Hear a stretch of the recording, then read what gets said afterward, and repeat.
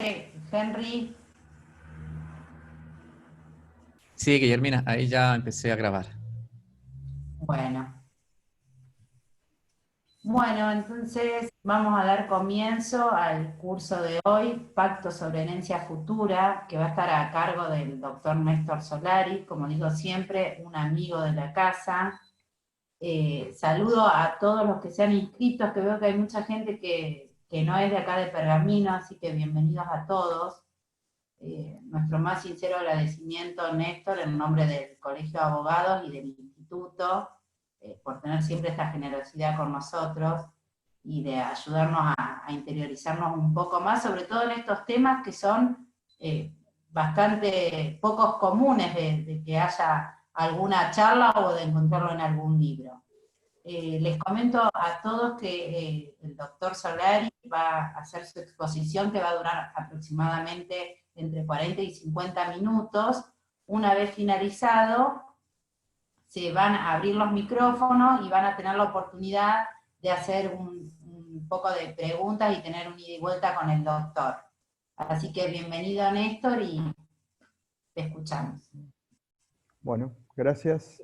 Igualmente agradeciendo al Colegio de Abogados de Pergamino y al Instituto de Familia, con Guillermina Yanoco, quien organizó esta charla de esta temática, que como ella decía, son temas que a veces tienen poco tratamiento, pero que están íntimamente vinculados con cuestiones de familia, porque ya el nombre de como surge cuando hablamos de pacto sobre herencia futura, estamos haciendo referencia a situaciones o contextos en los cuales en vida este, podría llegar a efectuarse algún tipo de acuerdo o de pacto en este sentido, ¿no? Y por lo tanto digo vinculado con la familia, porque como todos ustedes saben, todo el sistema sucesorio argentino, tanto en el código anterior como en el nuevo código,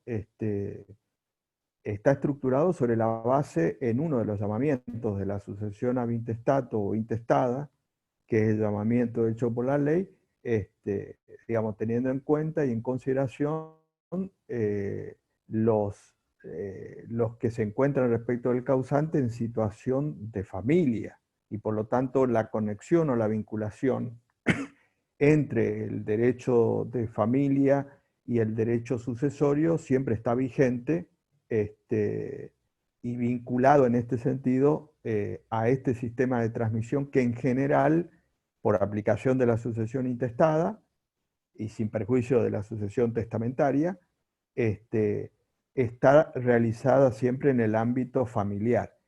Y eso en la Argentina, desde el Código de Vélez hasta acá, tiene además una cultura en la cual en países como el nuestro el uso del testamento o el recurso del testamento es excepcional, a diferencia de otras culturas, de otras sociedades en la cual una persona normalmente cuando fallece ha hecho testamento. En países latinoamericanos, sudamericanos en general y Argentina en particular, no ha tenido una cultura históricamente por distintas razones del testamento. Entonces, si nosotros vemos hoy las sucesiones respecto de las fuentes de la vocación sucesoria, como sabemos, la ley y el testamento, es ampliamente mayoritario cuando se tramita una sucesión, que esa sucesión se transmite de acuerdo a una sucesión intestada o ab intestato o una sucesión legítima, como también se llama, siguiendo el orden establecido por la ley.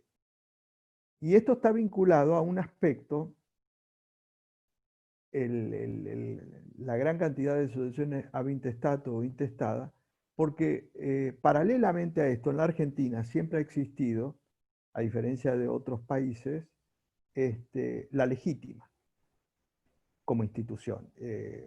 Como todos sabemos, la legítima es una parte de la herencia de la cual la persona no puede disponer para después de su muerte, salvo justas causas, en este caso de indignidad. Y por lo tanto la ley obliga a una persona a dejar determinada parte de sus bienes a ciertos herederos que serían los herederos forzosos, que son los que tienen legítima. Y que en nuestro derecho siempre ha sido, o han sido, los descendientes, los ascendientes y el cónyuge. Es decir, que estos tres tipos de herederos, además de ser llamados por la ley, obviamente, estarían en la categoría de herederos forzosos, o legitimarios, como también se llama. Y el otro heredero, llamado por ley, que serían los colaterales hasta el 4º grado, serían los no forzosos o no legítimos. A esos yo podría no dejarle nada. Pero si yo tengo descendientes, si tengo ascendiente y cónyuge, la ley me obliga a dejar una parte de la herencia a esas personas, independientemente de mi voluntad. Y lo que ha cambiado, en el nuevo código es que ahora se redujo las porciones legítimas con respecto al monto en relación al régimen anterior, porque los descendientes tenían una legítima de 4/5 y ahora tienen una legítima de 2/3. Se redujo de 4/5 a 2/3, con lo cual se amplió un poco más la posibilidad de que el causante pueda disponer por testamento libremente, si quiere, ¿no? No es obligatorio, obviamente. Y respecto del ascendiente, que tenía una legítima de 2/3 en el viejo código, ahora tiene. Por lo tanto, acá también se amplió la voluntad de la persona en el sentido del causante, del futuro causante, para dejar a quien quiera un poco más de sus bienes. Y el cónyuge, tanto antes como ahora, es igual porque tenía y tiene una legítima de 1/2.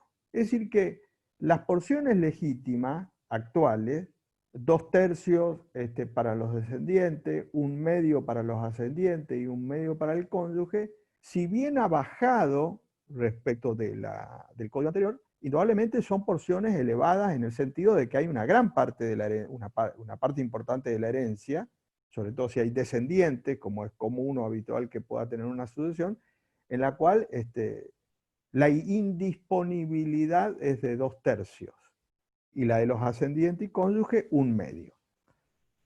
Sobre esta base, que no es el tema de hoy, solamente una aclaración, yo creo que la reforma o el nuevo código tuvo que haber avanzado hacia la idea de, en principio, suprimir la legítima. Es decir, en sintonía con la autonomía de la voluntad como principio fundamental de la constitucionalización del derecho privado y de familia en este caso en particular, se debió haber suprimido la legítima tal cual existe en nuestro derecho.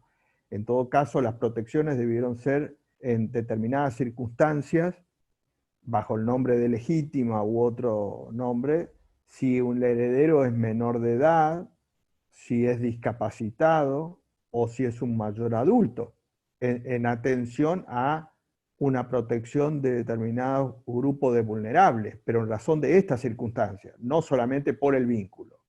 El viejo sistema de legítima que persiste es que yo, por el solo hecho de tener hijos, nietos, lo que fuere, padres, abuelos, etcétera, o cónyuge, cualquiera sea la situación económica de ellos, porque pueden tener una capacidad económica mucho mayor que la mía, yo estaría obligado a dejar esa parte de la herencia de la cual decíamos. Pero bueno, más allá de eso, lo cierto es que la legítima sigue existiendo y por lo tanto hay un porcentaje de indisponibilidad importante para después de la muerte y persiste respecto del causante. Sobre esa base, obviamente, el principio general es el orden público en cuanto a que la ley le dice a una persona, si tiene determinados herederos, descendiente, ascendiente o cónyuge, que está obligado a dejarle y el resto, la otra parte, podrá en todo caso disponer libremente.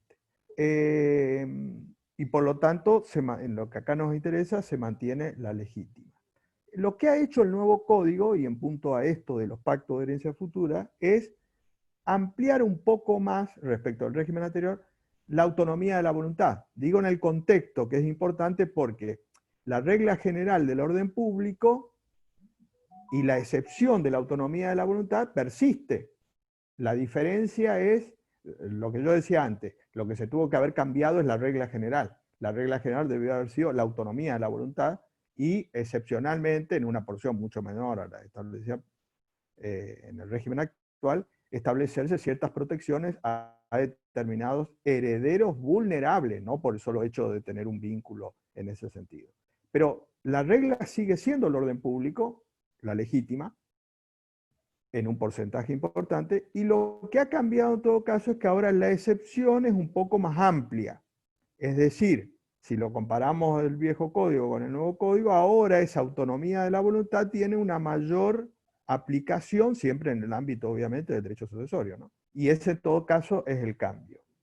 Y en ese cambio, fundamentalmente, y que yo creo que es lo más importante acá sobre esa autonomía de la voluntad en materia de derecho sucesorio, un artículo, el 1010, que justamente está en la parte de contrato, en la parte, no en la parte del derecho sucesorio, sino justamente en la parte de contrato que refiere a esto del pacto sobre herencia futura. El artículo 1010 del Código Civil y Comercial, obviamente, vigente, bajo el título de herencia futura, reitero, este artículo está en la parte de los contratos. En el artículo 1010, bajo el nombre de herencia futura, el primer párrafo que voy a leer reafirma lo que decía el Código de Vélez, que sería el principio general.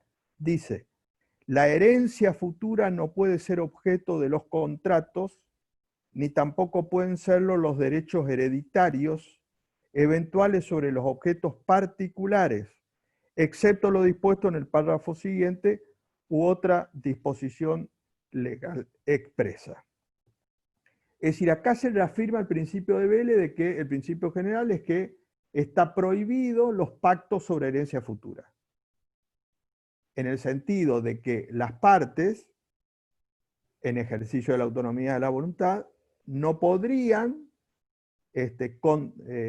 realizar acuerdos o contratos acerca de una herencia futura. Ese sería el principio general. Eso es importante porque yo no puedo transmitir mi herencia por contrato. La única forma de transmisión en el derecho sucesorio es por testamento, en todo caso, y dependiendo, obviamente, de la muerte del causante. Y además, la diferencia entre el contrato y el testamento es que claramente en el contrato hay dos o más partes como acto jurídico, y el testamento es un acto jurídico unilateral. Esto es importante, ¿por qué? Porque a diferencia del contrato, el testamento, como todos sabemos, puede ser revocable hasta el momento mismo de la muerte del causante. Por lo tanto, yo hago un testamento y no me obliga a mí a persistir en esa voluntad, y hasta el momento de mi muerte yo puedo revocar válidamente ese testamento. Lo cual es importante porque no solamente por el carácter de la revocabilidad, sino también porque depende de la sola voluntad del disponente o del testador. Todo lo que tiene que ver con la naturaleza del contrato, obviamente, se rige por otras normas. Y en ese sentido, cualquier contrato que yo pueda hacer o acuerdo para transmitir mi herencia futura no es válido. Digo porque históricamente en alguna legislación existían tres fuentes, en realidad, de la transmisión hereditaria: la ley y el testamento, que existe en nuestro derecho y siempre existió, y el otro es el contrato. En este sentido, para nosotros, el contrato como fuente de transmisión de derecho hereditario no es válido, ¿no?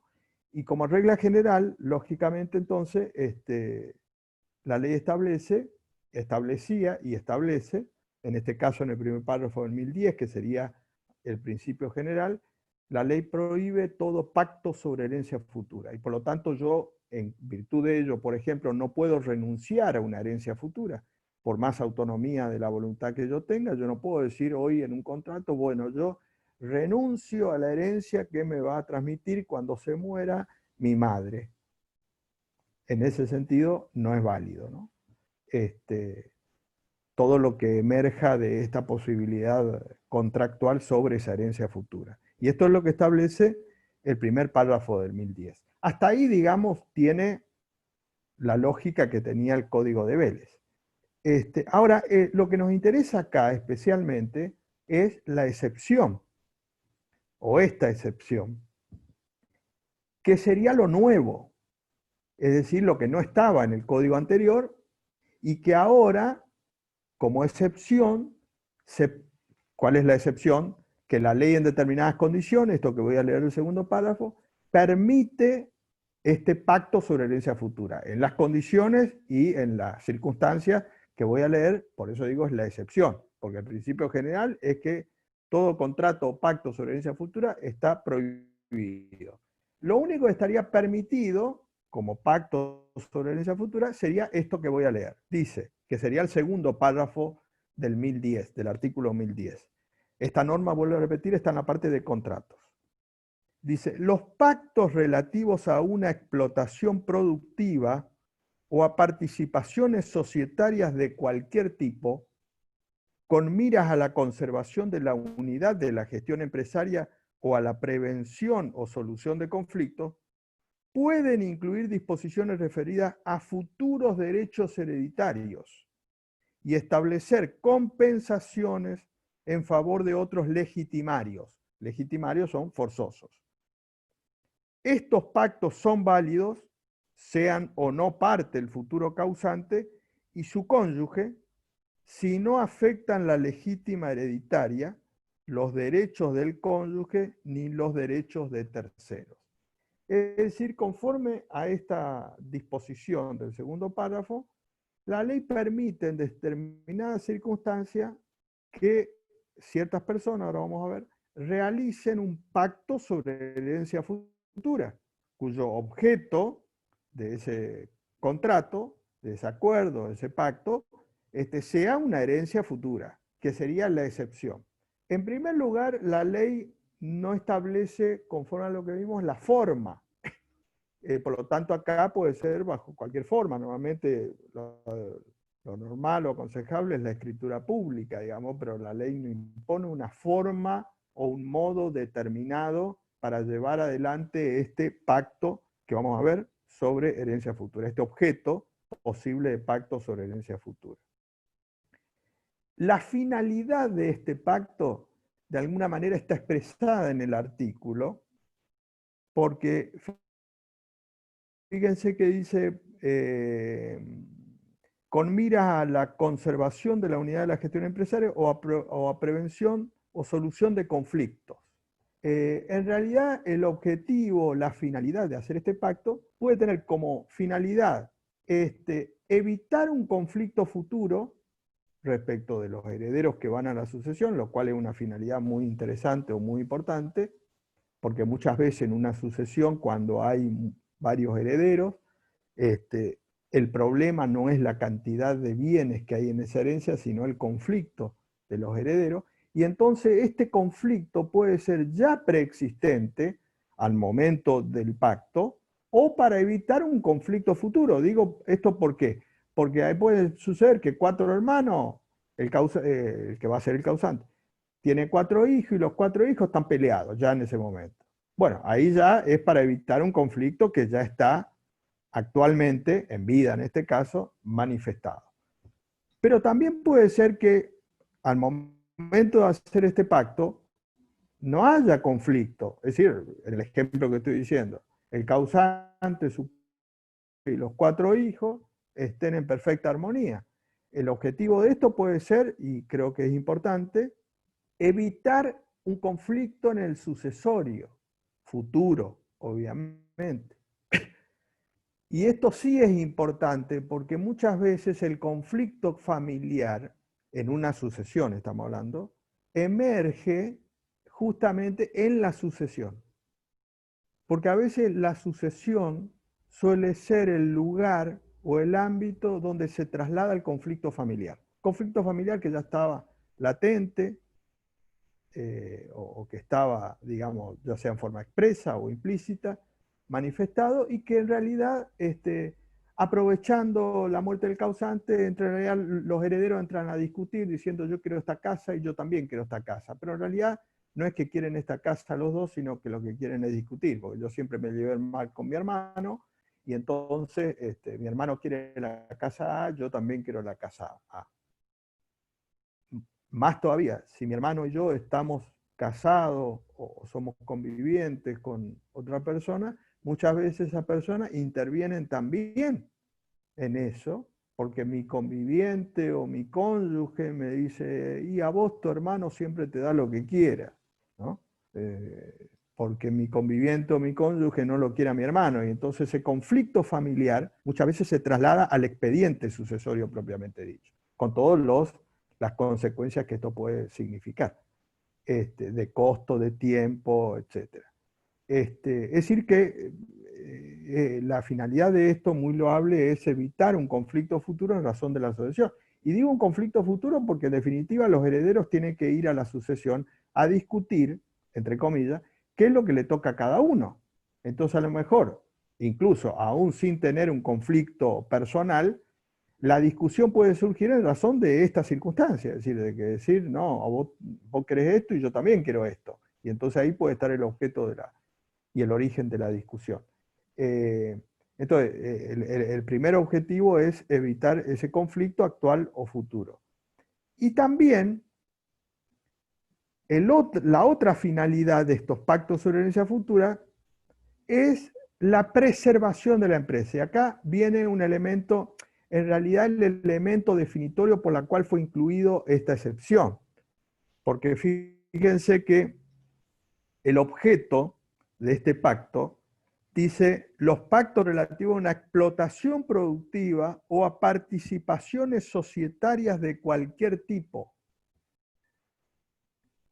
En este sentido, más que nada por influencia del derecho societario, se ha traído a la idea de que, digamos, el gran problema de la legítima históricamente siempre fue en punto al derecho societario, el tema de las sociedades en general y de las sociedades de familia también, respecto de todo lo que puede generar el derecho sucesorio en razón de la legítima y los conflictos que pueden aparecer de personas ajenas a ese ente societario, pero con un derecho hereditario del socio. Y entonces la muerte lo que provoca es que otras personas ajenas a la sociedad tengan por derecho hereditario, ante la muerte del socio, de uno de los socios, un derecho en esa sociedad.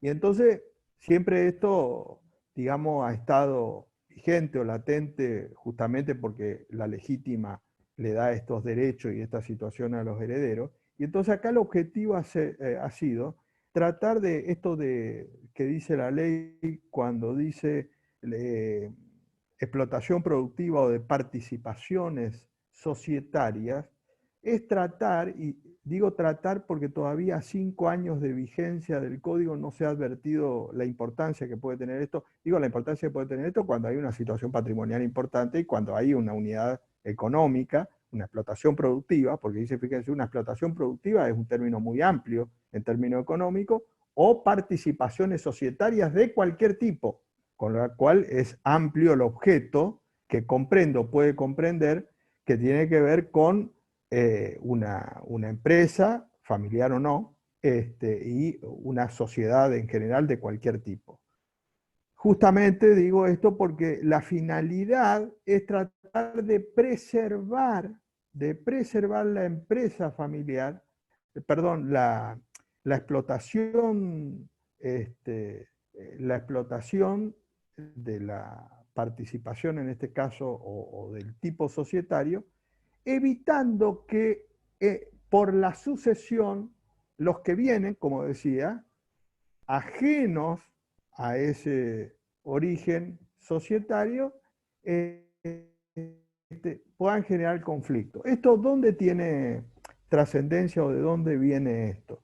De que hay estudios en sociedades muy importantes en las cuales, como ustedes saben, en la Argentina, de las sociedades, hay un número muy importante de sociedades familiares, de empresa familiar. Es decir, el número de empresa familiar, cuantitativamente, en el porcentaje es muy elevado respecto de las sociedades o empresas en general. Y entonces hay estudios en los cuales después de la segunda, tercera, cuarta generación se va desintegrando ese ente societario por los conflictos de socios. Es decir, Mi padre tenía una empresa en la cual él se dedicaba todo el día y tiene 3 hijos. Y entonces un hijo incluso participa en esa empresa, ya en vida, y el otro no quiere saber nada y el otro no le interesa. ¿Cuál es el problema?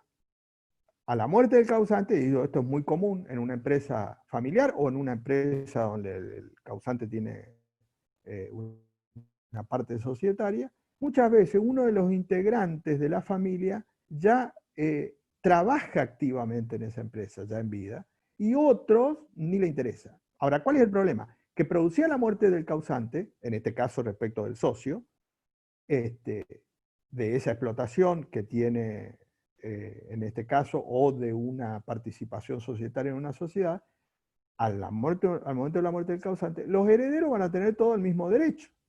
Entonces va a tener el mismo derecho el hijo que está interviniendo y trabajando y el otro que no le importa nada. Y entonces a lo mejor por un conflicto entre este que está trabajando y el otro que no le importa nada, comienzan a pelearse en la sucesión, trasladando todo este problema al ente societario, con todas las consecuencias que eso significa. Muchas veces ustedes habrán escuchado de todas las empresas familiares, y dice, bueno, esto no era lo mismo con los abuelos, que habían empezado con esta empresa, y después los hijos, y ya los nietos hicieron cualquier cosa, desintegraron, etc. ¿Y esto por qué? Porque la descendencia obviamente va teniendo distintos objetivos y finalidades. Un hijo puede decir, yo me quiero dedicar a la profesión, a otra cosa, y a mí la verdad, esta empresa que tiene que ver con cuestiones lácteas, por poner un tema, ni me interesa a mí la explota, por más plata que se pueda ganar, digo, bueno, esto que quede ahí, o yo decidiré conforme a un número, pero no me interesa a mí todo lo que tenga que ver con esta empresa, pues yo me dedico a otra cosa, yo soy ingeniero, yo soy abogado, lo que fuera. Bueno, esa realidad sociológica argentina es importante destacar porque esta es una problemática de las empresas familiares fundamentalmente y de las sociedades en general, en la cual los herederos han traído conflictos y han influenciado respecto de la preservación y la continuación de la empresa. Y entonces acá vamos al objetivo que decíamos de la finalidad, cuando dice conservación de la unidad o gestión empresaria. Esto es importante porque es la otra finalidad, no solamente la finalidad que dijimos, bueno, de evitar el conflicto de los herederos por sí mismos, sino de evitar este conflicto real, por eso hice esta introducción de la situación sociológica argentina, de evitar que muchas empresas por esta circunstancia tengan una afectación o una influencia determinante por el hecho de la muerte de uno de los socios.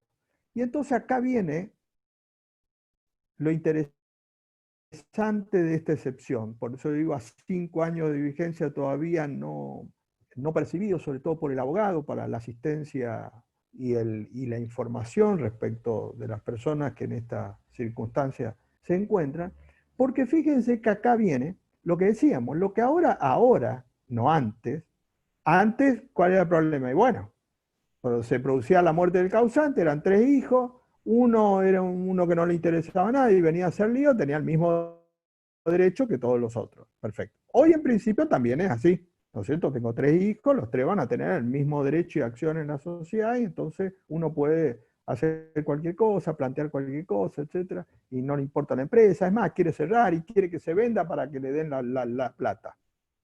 Digamos, quizá un ejemplo que muchos en la opinión, en el ámbito público y conocido, hemos visto el caso de Ford. Recuerdan ustedes años anteriores, cuando él mismo explicaba que el caso de Ford, que uno de los hijos o de los hermanos de él participaba y sigue participando en la empresa Ford, y él, Ford, el más conocido en los medios, digo que falleció obviamente, no le interesaba. En ese sentido, a él no le interesaba la empresa, lo que le interesaba es la rentabilidad que le podían dar y lo que le daban, etc. Y más allá del conflicto que tenía con su padre, que falleció originariamente, y después también con sus hermanos. Bueno, en ese contexto, para poner un ejemplo, digamos, de la vida real en cuanto a que esto es así, tiene 3, 4 hijos, uno le interesa la empresa, el otro no, o el campo, en muchos casos esta situación se ve mucho, por ejemplo, en la provincia de Buenos Aires, respecto de los campos, en la cual tiene 3 hijos, un hijo todos los días a las 4 de la mañana, se va al campo, hace toda la actividad del campo, y el otro, no quiero saber ni para ir a comer un asado al campo. O sea, esa realidad es, digo, muy perceptible desde el punto de vista de la situación o el contexto sociológico.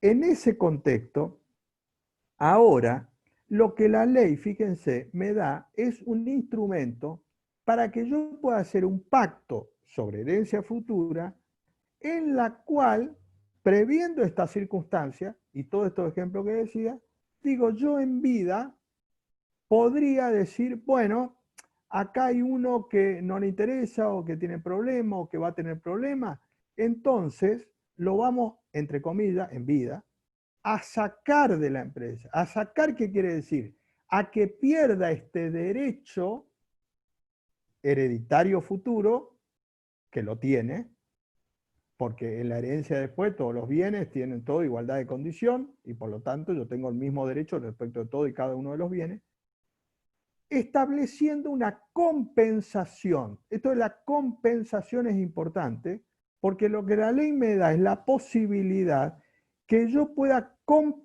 sacarle este derecho que va a tener respecto de esta explotación o del ente societario y le corresponde acá 10 pesos.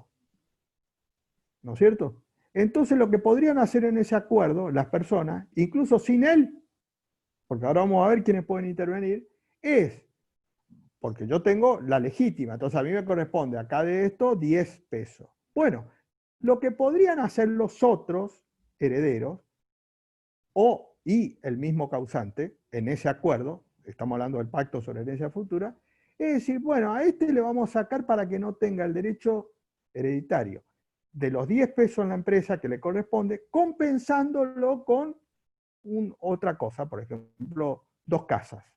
Esto fíjense que es muy importante porque puede evitar un conflicto futuro, lo que la ley dice que yo no tengo que afectar la legítima de él. Esto es importante porque obviamente si a él le corresponde 10 pesos, yo tengo que compensarlo por otro lado con 10 pesos. De manera tal que si yo lo compenso con esos 10 pesos, lo saco.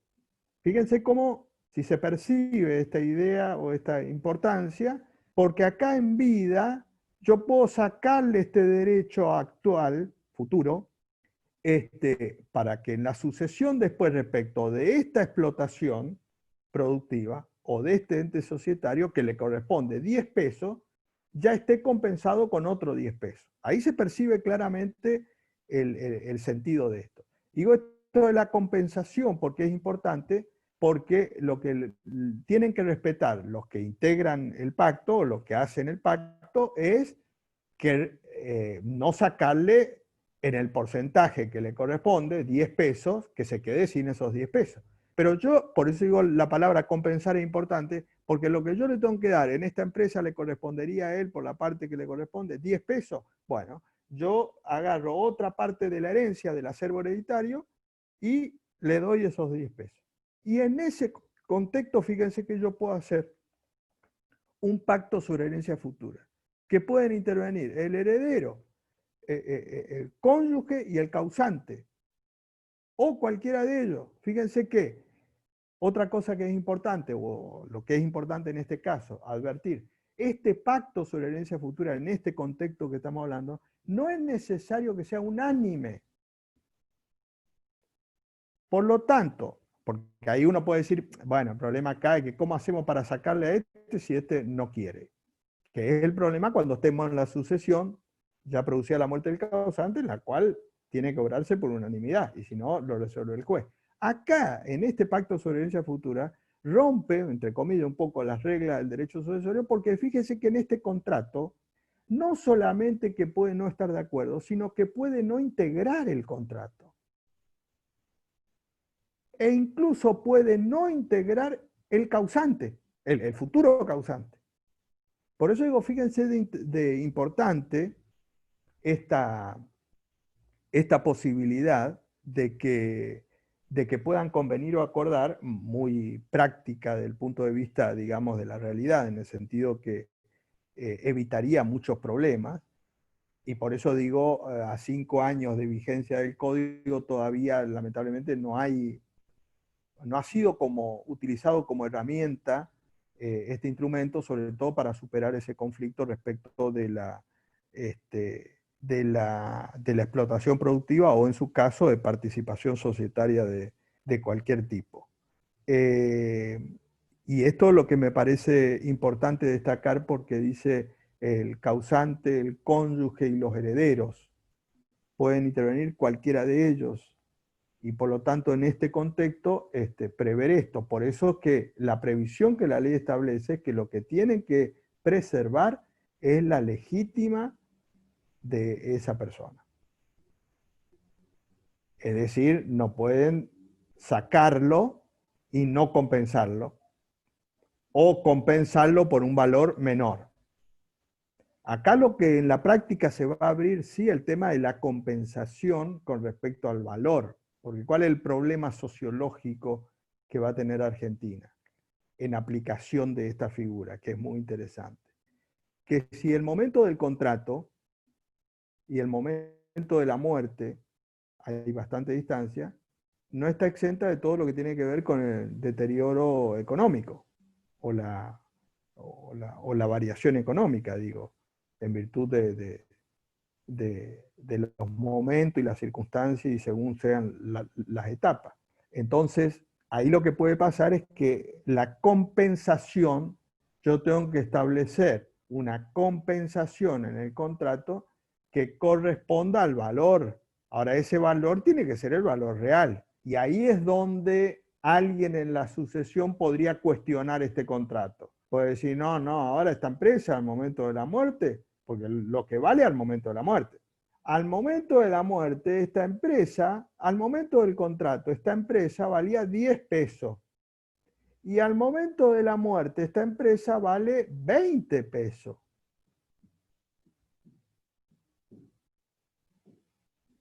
Y entonces a mí se me compensó por 10 pesos. No, lo que corresponde es compensar por el valor al momento de la muerte del causante. Y ahí está, por eso digo, los inconvenientes prácticos en todo caso que puede llegar a tener y ver a ver cómo solucionar esta situación, pero no deja de ser un instrumento que es importante y que es fundamental. Yo creo que es el más importante como pacto sobre herencia futura, porque ahí no depende de la unanimidad ni tampoco depende de uno u otro heredero. Es decir, ahí pueden ser cualquiera de los herederos para sacarlo, en este caso, del derecho eventual que va a tener en este ente societario. Lo único que queda abierto, por eso digo que en esa sucesión, el que queda fuera, obviamente, porque los otros que hicieron el acuerdo van a querer la vigencia del mismo y la validez, en este caso, del acuerdo, lo que quedaría abierto y expuesto, si se quiere, es la discusión respecto de los valores, pues son muy difíciles, cuando estamos hablando de valores a veces en la cual puede haber una diferencia, por eso digo, por el solo transcurso del tiempo. Aunque acá sea el valor real, y está fuera de discusión esa situación, ¿cómo hago yo para prever que al momento de la muerte eso va a tener el mismo valor? Eso de la empresa o eso que yo le adjudiqué, porque también puede cambiar la valuación lo que yo le di en compensación. Es decir, puede ser que la empresa valga 10 pesos y 10 pesos, no hay problema. Pero yo le di algo por 10 pesos que al momento de la muerte vale 6. Y acá el tema es que, digo, por aplicación de las normas generales, lamentablemente en este sentido, el valor se tiene que determinar al momento de la muerte del causante, porque es el momento que se hace la transmisión, porque esto estamos hablando de pacto sobre herencia futura, de una herencia que yo voy a transmitir. Entonces lo que va a importar en el acervo hereditario es el valor al momento de la muerte del causante. Como todos sabemos, en derecho sucesorio yo no puedo establecer un valor donde establecí 7 años antes de la muerte del causante que esto valía 10 pesos. Sí, bueno, no. Pero si al momento de la muerte del causante vale 12 pesos, es 12 pesos. Lo que yo transmito, lo que transmito en el derecho sucesorio es 12 pesos, que es el momento que se produce la transmisión, no antes. Y ahí entonces estaría, en todo caso, profesionalmente, esta situación. Digo profesionalmente porque esta es una incumbencia también importante que hay que destacar respecto del abogado. Porque esto de los pactos sobre herencia futura, han avanzado mucho los escribanos. Obviamente lo puede hacer un escribano, pero creo que el ámbito adecuado es que lo haga un abogado. Lo que pasa es que los abogados, digamos, lo que tiene que ver con las incumbencias profesionales, y esto es un ejemplo claramente, como en tantos otros, el abogado, digamos, asocia su incumbencia con el juicio, ¿no? Y este es un ejemplo muy importante, digo, de incumbencia, porque acá le da una herramienta y una posibilidad de que pueda articular todo un acuerdo el abogado, hacer el abogado, y por lo tanto muchas veces digo como incumbencia, incluso desde el punto de vista de honorario, puede resultar mucho más importante que a lo mejor, no digo la sucesión, o sí la sucesión, porque digo, este acuerdo es muy importante. Acá en este caso, digo, esto ha sido más potenciado desde el punto de vista del colegio escribano que del lado de los abogados en sí, pero es un tema, por eso pongo el acento en esto de incumbencias, porque es una herramienta muy importante que pueden, digamos, uno en el asesoramiento a muchas personas que tienen un patrimonio en estas condiciones, informarles acerca de este derecho y la posibilidad de que puedan instrumentar esto. Muchas veces los padres saben que los hijos están peleados, que van a tener discusión. Bueno, fíjense si sabría el recurso a través de este segundo párrafo de lo que podría hacer. Yo creo que estaría mucho más asociado a la idea de que esa persona lo haga y lo quiera hacer independientemente de de estos aspectos, cuestiones o problemas que puedan surgir respecto de discusiones en cuanto al monto, etcétera, que es una cuestión en todo caso, digamos, accesoria en el sentido, pero que no impide hacer o instrumentar estos acuerdos en este sentido, ¿no? Yo creo que esta es la posibilidad o el ámbito más específico que uno puede utilizarlo para pactar sobre una herencia futura. También en el artículo 2385, referente a colación, cuando habla de la acción de colación, ahora tiene un ámbito de posibilidad también, que sería una suerte de planificar. Porque esto de pacto sobre herencia futura conlleva un término también poco utilizado en la práctica, pero que se asocia a esto, que es la planificación familiar. Toda la planificación familiar es importante, porque como decía antes, la gente no tiene la cultura en general de disponer de sus bienes para después de su muerte. Sobre todo en el caso del testamento, porque asocia el testamento con la muerte. Entonces, la gente cree que hace un testamento y se muere mañana. Y esto es una cuestión cultural, porque hay países en que una persona muere y hizo testamento en distintas etapas de su vida, porque además el testamento es revocable. Por lo tanto, yo hoy puedo hacer un testamento perfectamente y dentro de un año cambió mi circunstancia, cambió mi voluntad y yo puedo dejarlo sin efecto. Es simplemente planificar que frente a una circunstancia determinada la persona puede morir y tiene un testamento. Bueno, esto culturalmente, por eso digo, en la Argentina no es utilizable y eso es un problema, pero en el 2385,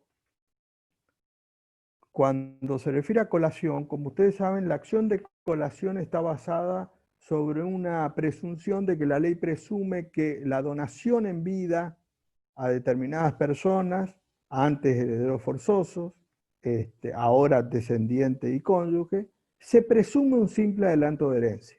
Por lo tanto, técnicamente, si bien el acto jurídico es una donación y queda instrumentado como tal, en realidad la ley entiende que eso no fue una donación en el sentido de una liberalidad, más allá de que formalmente es un título válido, obviamente, sino que lo ha sido en mira a una herencia futura y por lo tanto como un adelanto de herencia. Sobre esta base, lo que la ley da a la persona que le corresponde, lo que se llama la acción de colación, para que justamente yo tenga que colacionar, en nuestro derecho la colación es en valores, colacionar el valor de lo que recibí en esa donación como adelanto, entre comillas, de herencia, y se le impute en su masa como ya recibida. Esa sería la idea o el sustento de la acción de colación. Ahora, en el artículo, en el nuevo código, en el 2385 dice, los descendientes del causante y el cónyuge supérstite que concurran a la sucesión intestada deben colacionar a la masa hereditaria el valor de los bienes que les fueron donados por el causante. Hasta ahí el cambio sustancial respecto al régimen anterior es que ya no está el ascendiente. Porque antes eran todos los herederos, toda donación hecha un heredero forzoso, o sea, descendiente, ascendiente o cónyuge. Ahora la ley presume que habría un adelanto de herencia solamente cuando es una donación hecha por el causante, obviamente, al cónyuge o a un descendiente. Debe colacionar el valor, eso era antes y ahora igual, pero dice al final, coma, excepto dispensa o cláusula de mejora expresa en el acto de la donación o en el testamento. Esto es un cambio importante porque en el régimen anterior, como la ley presume que la donación hecha a una determinada persona se presume un adelanto de herencia, esta presunción es iuris tantum, y por lo tanto puede dejar sin efecto el causante expresamente a través de su voluntad respecto de esta donación, que es lo que se llama la dispensa de la colación. La dispensa de la colación es que yo diga, ahora vamos a ver en qué forma, no, la donación que yo le hice a mi hijo de un departamento era una donación, no era un adelanto de herencia. O sea, si yo nada digo, la ley presume, en este ejemplo que estoy diciendo, que lo que yo le hice a mi hijo es un adelanto de herencia. Por lo tanto, el otro hermano le puede pedir una acción de colación. Ahora, yo en el acto de la colación, en la donación,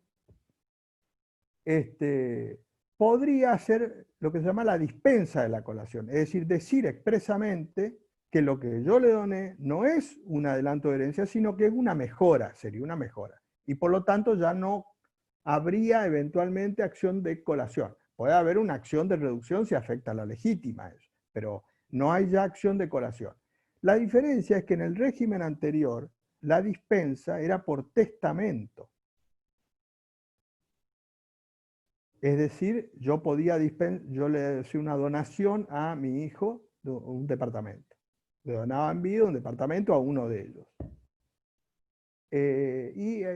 Hacía un testamento, paralelamente o después, diciendo, el departamento que yo le doné a mi hijo, en realidad es una donación, no es un adelanto de herencia. Eso sería una dispensa de la colación, y por lo tanto ahí ya los otros no pueden tener la acción de colación. Porque la ley permite la dispensa porque la presunción de que fue un adelanto de herencia es simplemente una presunción, no es de orden público. Bueno, eso del testamento, de la dispensa del testamento, es así, era así y sigue siendo así, por la última parte que leí, que yo lo puedo dispensar en el testamento.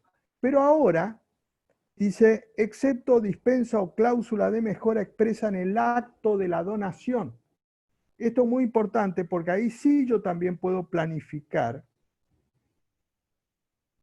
lo que se puede decir la planificación familiar, en el sentido, en este caso respecto al donante, lo que sería el testador con posterioridad, yo en el acto, ahora, digo ahora porque el problema que había antes era que hay muchos escribanos que decían, bueno, que los demás herederos concurran y que estén de acuerdo.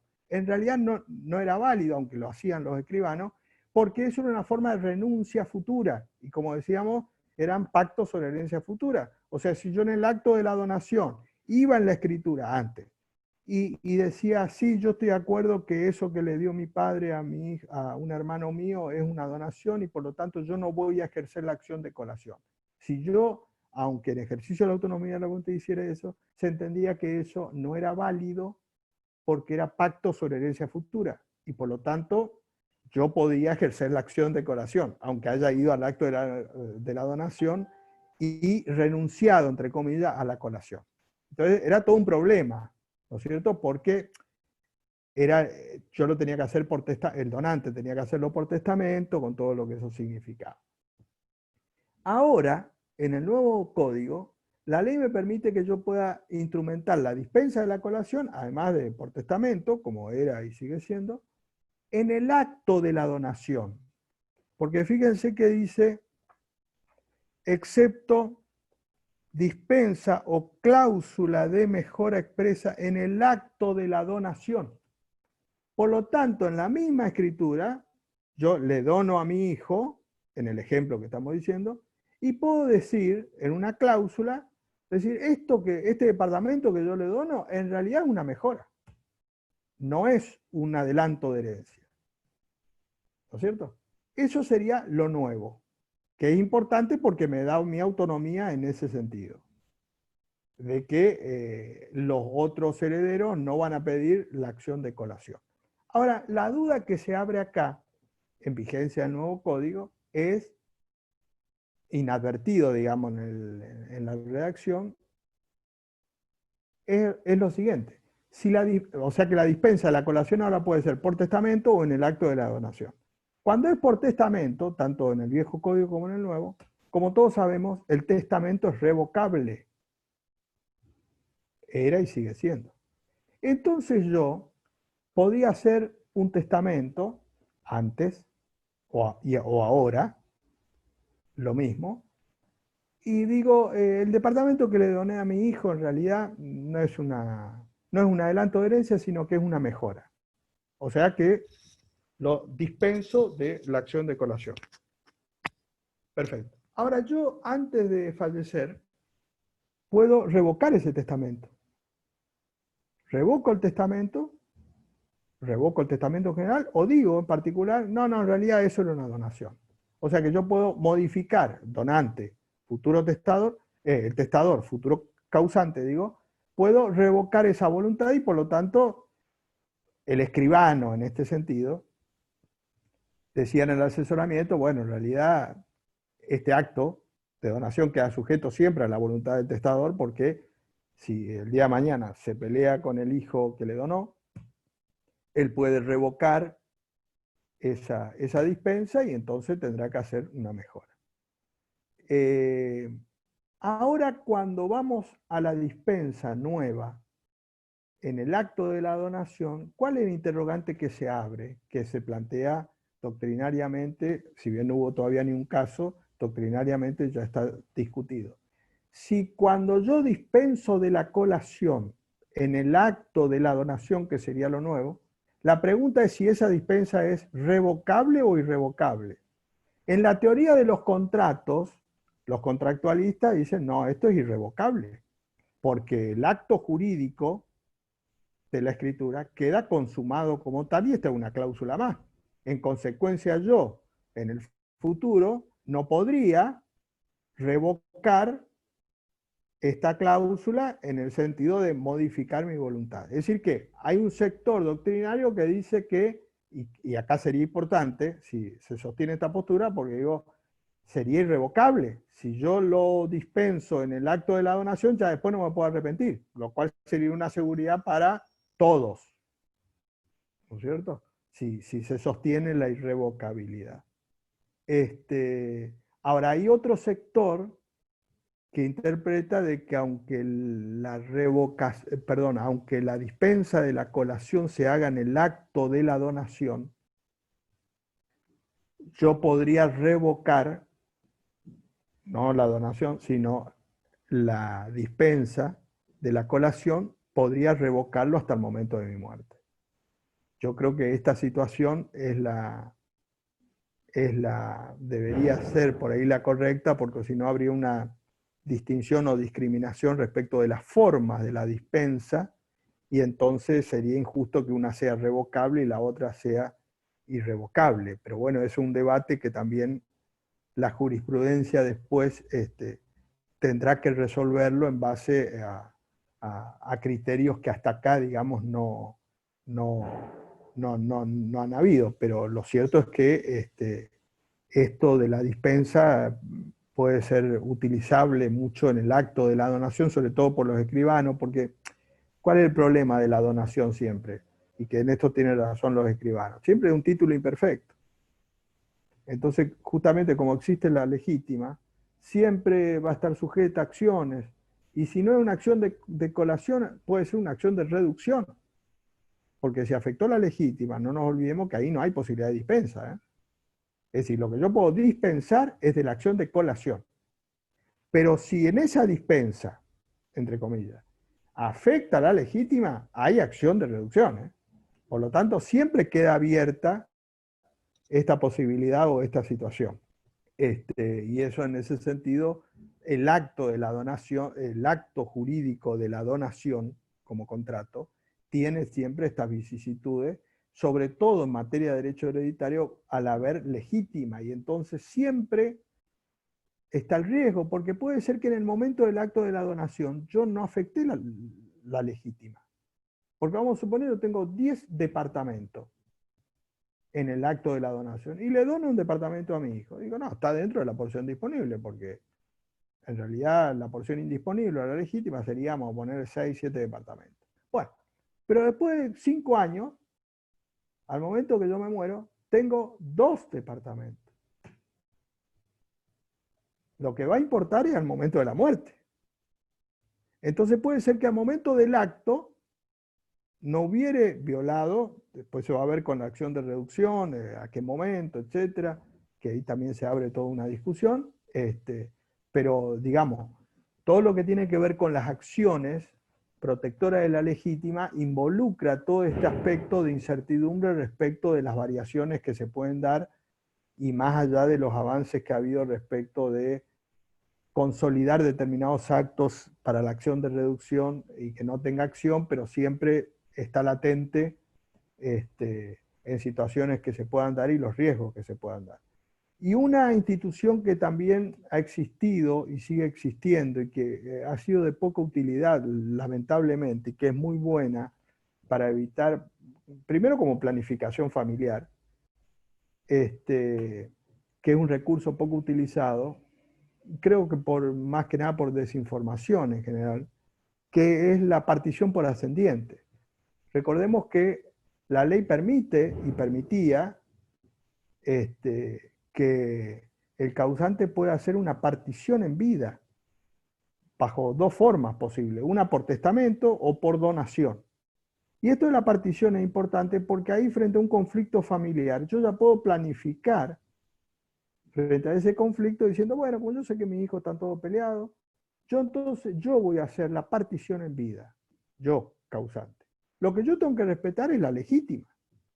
Si yo respeto la legítima, yo puedo hacer la partición y entonces al momento de la muerte del causante, los herederos van a tener que aceptar eso. Y no van a tener que ir a discutir. Eso es muy importante para evitar un conflicto futuro, porque la ley permite a través de la partición, vamos a poner la partición por testamento, porque la partición por donación yo tengo que transmitir en vida la propiedad, entonces digo, no, yo no me quiero quedar sin nada, porque el día de mañana, por más que tenga un usufructo, reservo usufructo, yo quiero, mis bienes son mis bienes hasta que me muera. Bueno, entonces vamos a esta forma, la partición por testamento. Yo hago un testamento y digo, y puedo decir, este departamento le corresponde a este otro, a este otro. Mi discrecionalidad es totalmente válida en tanto yo respete la legítima. Y eso es un recurso que en 150 años, del Código de Vélez hasta acá, que ha existido y sigue existiendo, obviamente, la partición por descendiente, lamentablemente no ha sido utilizado.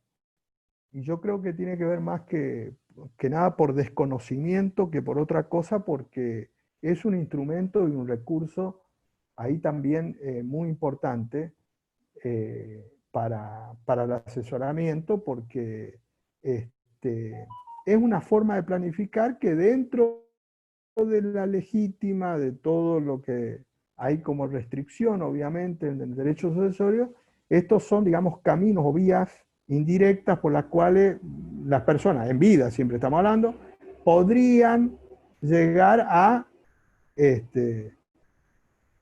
planificar sobre una herencia futura. Pero bueno, creo que el segundo párrafo del 1010, el más importante y el más evidente, quizás para utilizarlo, además de estos otros casos o situaciones que creo que también son importantes y prácticas, ¿no? Bueno, si les parece, abrimos a preguntas o a consultas. Antes que nada, ahí respecto de de varios temas. Hay un grupo de Facebook que nosotros tenemos, Doctrina y Jurisprudencia del doctor Néstor Solari, que subimos fallo y comentarios, muchos publicados en ediciones jurídicas y otros no, inéditos. Así que eso pueden bajar los PDF de un grupo de Facebook que se llama Doctrina y Jurisprudencia del doctor Néstor Solari, que seguro muchos estarán ya en ese grupo. Sí. Bueno, Néstor, como siempre te agradecemos con la claridad de tus exposiciones. Ahí fueron comentando todos halagos, obviamente, hacia vos. Algunos han sido alumnos tuyos y hay algunas preguntas. Yo antes de abrir una pregunta y tomando en consideración que les cuento a todos que el doctor a las 18 horas da otro curso sobre la nueva ley de alquileres y su impacto en la vivienda familiar, así que no le quiero robar más tiempo. Dos cositas sí les quiero decir. El 11 de agosto a las 15 horas, también mediante Zoom, se van a realizar las preparatorias para el cuarto Congreso Nacional de Abogados al Niño. Después van a salir las invitaciones desde el colegio, pero bueno, desde ya están todos invitados. Y sí quiero dejar planteado, Néstor, a lo mejor para una posible nueva charla, es sobre el testamento hológrafo. Porque ahora, ¿El testamento, con el testamento hológrafo, sí, que ahora es un tema. Con el código que nos cambió cuáles, ya nos sacó los testigos y se hace mediante una pericia caligráfica. El proyecto del nuevo Código Procesal tampoco nos dice nada, o sea, habla sobre el tema, pero no especifica sobre qué documentos o en qué forma se va a hacer. Por ahí lo podemos dejar planteado para una nueva charla que hay mucho para discutir. El testamento. Acá te hago algunas de las preguntas que fueron poniendo. Por ejemplo, que decían de qué modo habría que hacer el pacto, por instrumento privado o de qué modo. Sí, en realidad la ley no establece una forma determinada. Entonces en realidad no hay una obligación de hacerlo bajo determinada forma. Cuanto más yo creo que la escritura pública es lo que le da una mayor certidumbre para el no cuestionamiento del mismo. Claro, no planteaban certificar las firmas, por ejemplo. Claro, sí. Sí, tratar de hacerlo de la manera tal que pueda tener el menor grado de susceptibilidad de cuestionamiento o impugnación en relación a esto, ¿no? Sí. No sé quién quiere hacer alguna pregunta, que active el micrófono o bien nos marque para nosotros poder.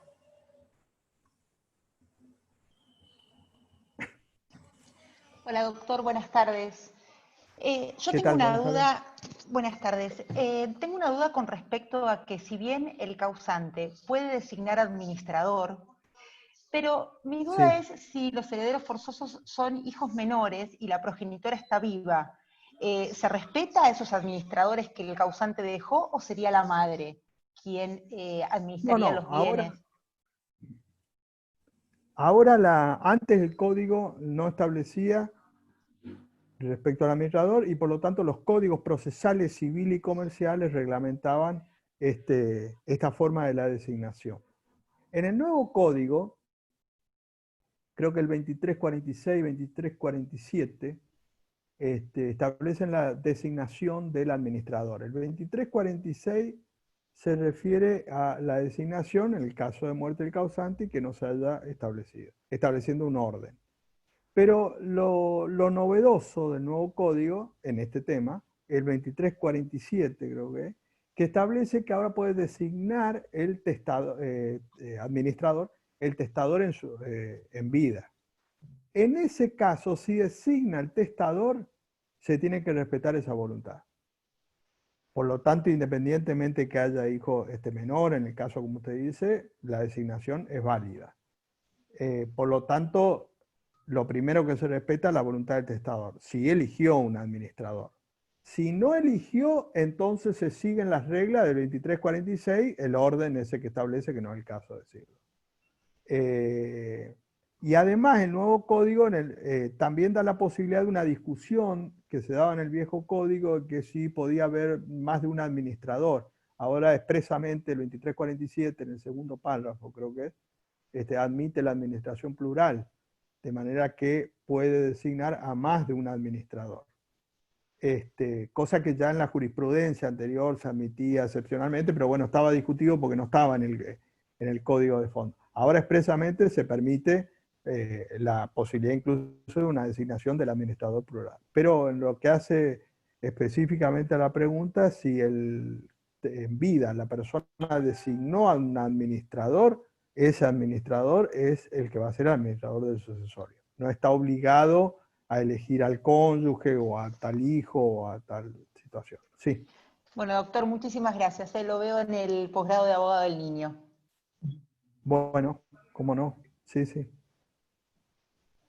Doctor, yo le quería sí. consultar, ¿hubo algún tipo de discusión sobre que haya una libertad de testar en un futuro, como en otros países, donde yo no tenga por qué respetar la legítima, no exista la legítima? Claro, más allá no. de... Sí, en realidad todo lo que tiene que ver con el nuevo Código Civil y Comercial nunca hubo una discusión, en el sentido de un debate, porque el debate fue post-texto. Por lo tanto, y las pocas modificaciones que se hicieron tampoco fueron las que hizo la bicameral, porque como ustedes recordarán, tanto diputado como senador aprobó a libro cerrado. Sí. Por las reformas que eventualmente aceptó el Ejecutivo, pero no hubo un debate en ese sentido. Y por lo tanto no hay ninguna explicación por la cual no se admitió este debate, digamos, de la autonomía de la voluntad, que yo creo que si hubiera habido un debate abierto en ese sentido, más de un diputado, más de un senador, sobre todo porque no nos olvidemos que los fundamentos del proyecto se dice que uno de los principios fundamentales en la constitucionalización del derecho privado y del derecho familiar es la autonomía de la voluntad. Sí. Entonces acá el debate, en el derecho sucesorio hoy, hace rato, el debate tiene que ser ¿por qué el Estado a mí me va a imponer una determinados herederos en una determinada parte de mi herencia? Reitero, ¿qué es lo que yo creo que hoy en una situación actual el Estado basado en el orden público puede hacer? Puede restringir mi voluntad y darle una parte mínima de mi herencia a determinadas personas que están en situación de vulnerabilidad. Es decir, si yo fallezco y tengo un hijo de 3 años, bueno, lo lógico es que yo no... Lo lógico y lo razonable, el Estado ahí estaría correcto para proteger a los vulnerables. Si yo hice un testamento y le di todo a mi amigo, pareciera lógico que yo no puedo dejar a mi hijo de 3 años en la calle. Pero no porque sea mi hijo, sino porque es mi hijo y tiene 3 años.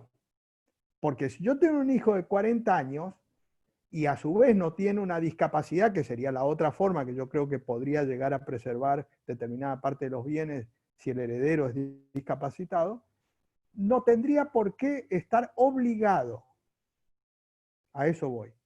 Sí. Sin perjuicio que normalmente, y hablemos de los países que tienen libertad de testar, como el derecho anglosajón, todo Estados Unidos, normalmente se deja a la familia. A ver, esto no quiere decir que porque uno tenga la libertad de testar va a salir a buscar para dejarle a cualquier desconocido. No ha funcionado esto así. Lo que tiene que cambiar es que el Estado no tiene por qué obligarme a mí a decirme a quién voy a dejar la herencia o en qué parte o en gran parte de la misma. Ese es un debate pendiente en el derecho argentino, ¿no? Porque creo que la autonomía de la voluntad se ha debatido en muchos ámbitos del derecho, tanto en relaciones extrapatrimoniales, pero no tanto en patrimonial. Es como que ahí parece que la autonomía de la voluntad, digo en cuestiones extrapatrimoniales, porque en familia, por ejemplo, incluso en el divorcio, en el nuevo código, claramente hemos pasado de un divorcio con causa a un divorcio sin causa. Es decir, antes el Estado era el que me decía, vos te voy a divorciar, a vos no, depende si me probás esta causa o esta causa. Ahora claramente la autonomía de la voluntad está dado que yo voy al Estado y le digo, me quiero divorciar. ¿Por qué? Porque quiero. El Estado no tiene por qué decirme a mí cuáles son las causas, las razones o el tiempo del matrimonio, etcétera, me tiene que divorciar. Ahí está justamente esa autonomía de la voluntad y la no injerencia del Estado cuando no es razonable. Y en este caso, por eso digo, en un criterio de actualidad, hoy todo el derecho sucesorio tendría que estar basado en la voluntad del titular. Y la ley excepcionalmente tendría que restringir en los casos justificados que así sea. Muchas gracias, como siempre, clarísimo. Gracias, muy amable, gracias. ¿Qué más? Sí, buenas tardes. Yo le quería hacer una pregunta que vi que alguien la hizo en el chat y me pareció interesante. Con respecto a cuando el testador hace la partición, ¿cuál es la evaluación que se toma? Digamos, si se toma, por supuesto, entiendo la evaluación para saber si no se afectó la legítima en el momento que se hace la partición. Pero supongamos que pasan muchos años y cambió por alguna circunstancia el valor de alguno de esos bienes o se deterioró, ¿habría que compensar o cómo jugaría ahí el tema? No, ahí hay menos problema, más ahora en el nuevo código, porque una cuestión que, digamos, cuando dije no aclaré, que es obvia pero no es obvia y por eso lo digo, este problema de la evaluación acá no es tan importante, porque no nos olvidemos que él tiene que respetar la legítima, y la legítima ahora un porcentaje menor, y por lo tanto él tiene un gran margen de discrecionalidad de la porción disponible. Entonces es difícil que afecte la legítima. Porque vamos a suponer, yo tengo 3 hijos. ¿Cuál es hoy la legítima de mis hijos? 66,66, 2/3. El 33% es libre. Entonces, yo cuando le doy a un hijo, a otro y a otro, tengo este 33 discrecional. Entonces, digamos, para yo violar la legítima tendría que darle bastante más a uno, ya prácticamente una situación. Por eso digo, en este contexto creo que el recurso es perfectamente posible porque no está en ese sentido exacto como en el pacto de herencia futura, en la cual sí, ahí yo le tenía que dar 10 pesos y ahora vale 11 pesos. Ahí estoy en el problema porque es exacto. Acá en la partición por ascendiente, el testador siempre tiene el recurso de la porción disponible. Entonces, esa discrecionalidad hace que yo le pueda dar un poco más a uno, perfectamente válido, digamos. ¿Alguna otra pregunta? Si no, lo liberamos al doctor para que tome aunque sea un vasito de agua antes de iniciar con la próxima. No sé si alguien quiere hacer alguna otra pregunta. ¿No? Bueno, entonces vamos cerrando. Como siempre, te agradecemos la participación, compartir con nosotros tu conocimiento, Néstor. Esperemos poder hacer otra pronta. Sí, seguramente, sí. Agradezco también a vernos. A vos. Sí, agradeciendo también a vos, Guillermina, y a todos los asistentes, con la posibilidad, digamos, de poder debatir por esta vía acerca de temas que resultan de interés a veces y que esta forma virtual a veces lo que nos permite es el no tener que trasladarse de un lugar a otro, que no deja de ser también un problema a veces en lo presencial, y esta posibilidad de que uno pueda, de distintos lugares, como decía Guillermina recién, no solamente de Pergamino, poder conectarse y debatir sobre estos temas. Así que seguramente estaremos con otro tema en cualquier momento. Gracias. Bueno, gracias a todos por participar y reitero el agradecimiento especial para vos, Néstor. Nos encontramos Gracias a todos los asistentes, gracias, igualmente. Chao, hasta luego. Hasta luego.